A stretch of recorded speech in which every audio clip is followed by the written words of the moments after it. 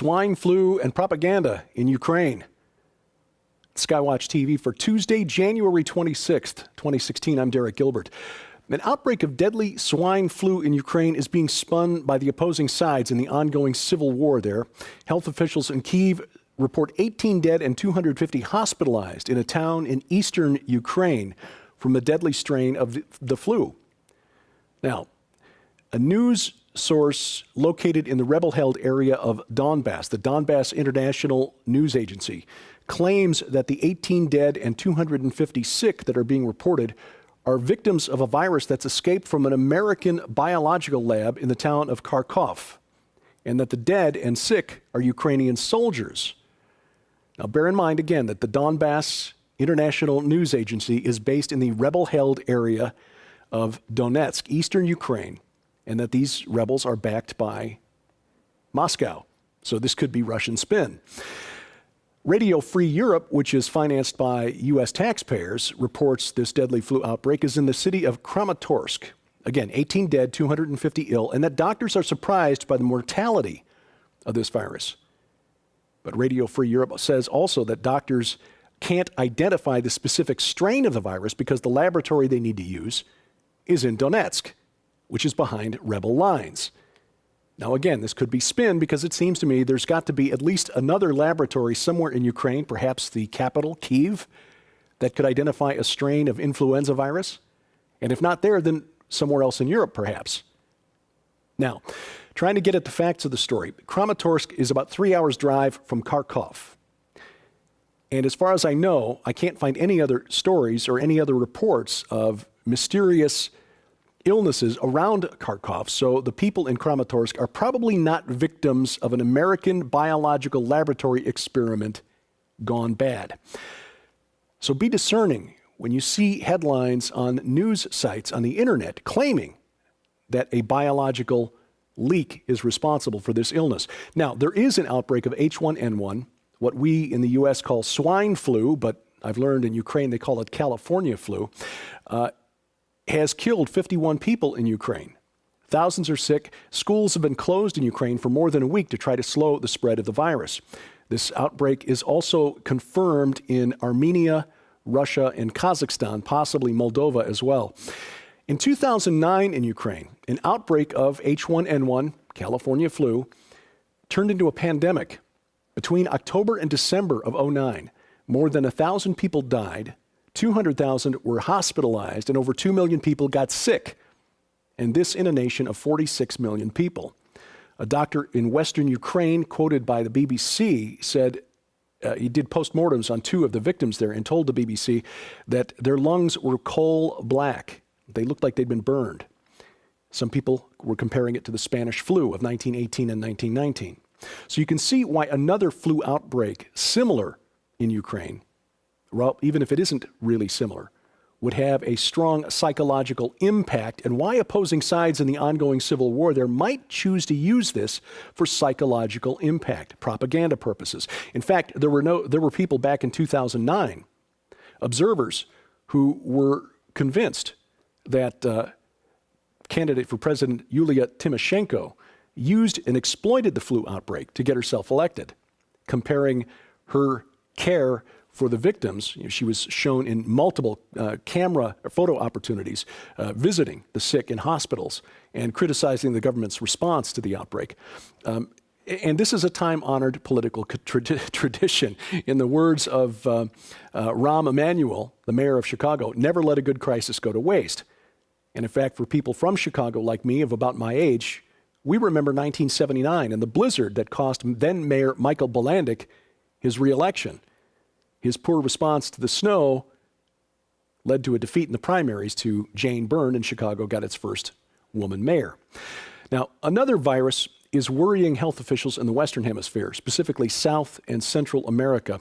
The Zika virus was only discovered in 1947, and it was unknown outside of Africa until 2007. It has since spread to Polynesia, Southeast Asia, and South America. The first case hit Brazil last May. It is now confirmed in most of the Brazilian states. It's spread by mosquitoes. There's no vaccine. For most people like you and me, it would be a mild a mild illness, some joint pain, coughing, mild fever, perhaps conjunctivitis, but that's about it. After about 7 days, it's over. But for pregnant women in their first trimester, it can have devastating effects on the unborn child, often leading to microcephaly, which is a condition where the baby is born with an abnormally small head, and that's usually linked to incomplete brain development. Brazil normally sees about 150 children a year born with microcephaly. Since health officials in Brazil began investigating the link between the Zika virus and microcephaly, they've identified almost 3,900 cases since October. The Centers for Disease Control here in the U.S. advising pregnant women to hold off traveling to 13 nations in Latin America and the Caribbean, as well as Puerto Rico and the U.S. Virgin Islands. Officials in Brazil and El Salvador are advising women to avoid getting pregnant until 2018. Brazil deploying genetically modified mosquitoes to bring down the population of mosquitoes there and contain the spread of the Zika virus. Another story we need to go into in some depth, the war on cash is heating up. This has prophetic implications. The largest bank in Norway is joining calls from colleagues in Denmark and Sweden to eliminate physical money. This follows news that the People's Bank of China, which is China's central bank, and the International Monetary Fund are hailing the virtues of virtual cash. The claims are that digital currency will lower the cost of financial transactions and curb crime by making it more difficult for criminals to launder money.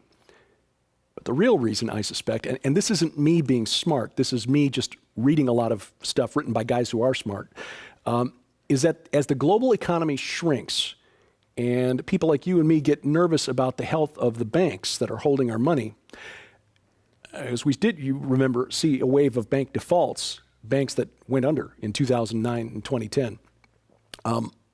Bankers are afraid that we will decide to pull our money out of their institutions and instead put those physical dollars and cents into coffee cans or under our mattresses. I mean, let's face it, bank interest on deposited money right now is a joke. 0.1% per year or less. And you and I are considered unsecured creditors to the banks that are holding our money. You did know that, right? I mean, we basically are lending money to the bank when we deposit. The difference is that when the bank lends us money, they hold on to the title of the car or they put a lien against our house until we pay them back. When we give money to the bank, we get a little paper receipt. And as unsecured creditors, we will be the first ones who take a haircut if the banks go under. This was the takeaway from the 2010 Dodd-Frank Act, which was passed in the wake of those bank defaults 6 years ago. You see, they sold it as a great way to avoid taxpayer bailouts of the banks. No more taxpayer bailouts. Yay! Instead, we have creditor bail-ins. Now that sounds great until you remember that you and me are the creditors and we're unsecured creditors, meaning that we cover whatever losses the secured creditors can't cover. In other words, they get their money out first and whatever's left gets divided up amongst, and that's not protected by FDIC insurance, by the way. So what does this have to do with the war on cash? Well, again, if you and I are concerned about the health of the bank holding our money, right now we can go down to the bank and pull it out and, like I said, put it in a coffee can, bury it in the yard, or stick it under a mattress. But if governments do away with physical cash and it's all digital currency, you can't stick that in your wallet, in a can, or under your mattress. It has to be in a bank somewhere, even though it's not physical money. A bank has to track it somehow and thus has control over it. The war on cash is about making sure that all of us have our liquid assets, money, in the possession and under the control of a bank somewhere. It is how they will keep their control over us, keep their hold on us, track our purchases. This is all part of the growing global technocracy movement. I'll get that right. Technocracy movement and the coming one world government. our ability to buy and sell under the control of a single government entity. Now, one bit of good news regarding the technocracy movement: a pair of utility companies in Canada are getting rid of their smart meters. Now, these are the internet-connected, networked electric meters on our homes, which are ostensibly there to help balance the power load during times of high demand. What they're really there for is to track, collect, and share lots and lots of information about how we live without our knowledge or consent. Smart meters are a key component in the smart grid, which is an essential part of a pure technocratic system. Harvesting data, sharing data, the technocrats need loads and loads of data in order to figure out how to order our lives for maximum efficiency. Hydro One, a power company in Ontario, has admitted after years of problems that rural smart meters don't work, and so they are scrapping about 36,000 of them. And BC Hydro, British Columbia, is getting rid of about 88,000 meters in Western Canada. There are two problems with these meters. First of all, Wi-Fi connections in rural areas, as I have come to learn, usually pretty bad. Secondly, the lifespan of these smart meters is estimated at about 15 years, but experts are saying now that that is overly optimistic, whereas the old analog meters generally last about 40 years before they have to be swapped out. And they don't spy on you for the government. A store in Los Angeles specializing in folk medicine and spiritual items has been closed by authorities after police found 9 human skulls in the shop. LA County Sheriff's Police had responded to a complaint of animal cruelty. Upon examining the shop, they found the bones.